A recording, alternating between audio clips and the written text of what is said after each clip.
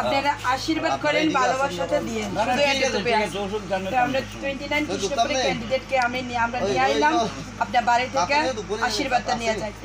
ঠিক আছে, তাহলে তাইলে দুই একটা কথা কইব আগামী দিনের ভবিষ্যৎটা আমরা কি নিয়ে আমরা এই যে আন্দোলনটা যদি বাঙালি বিরোধী হয়ে থাকে তাহলে তো আমাদের অনিল সরকারের ছেলে অভিজিৎ সরকার তেলামরা থেকে তাদেরকে টিকিট দিছে, প্রার্থী দিছে, আমাদের মুগলি ভাই বোনকে দিছে, আমাদের চা বাগান মুন্ডা ভাই তাদেরকে দিছে।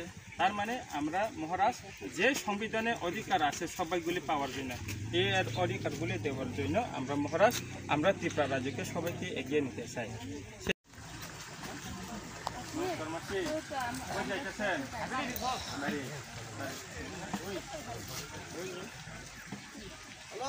আচ্ছা, আমরা তো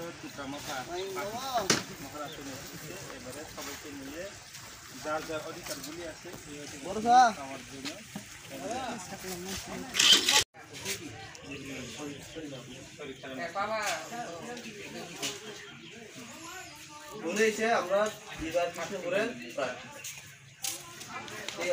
আচ্ছা মাসি, আমরা ত্রিপুরা থেকে পার্টি থেকে আসলাম, আপনাদের সবাই যোগদান করবেন আগামী 16 তারিখ বিধানসভা নির্বাচনে এই আন্দোলনের জন্য করবেন।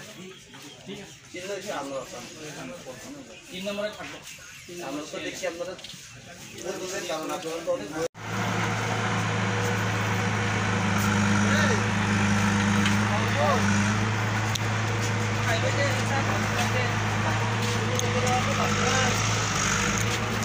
Yeah.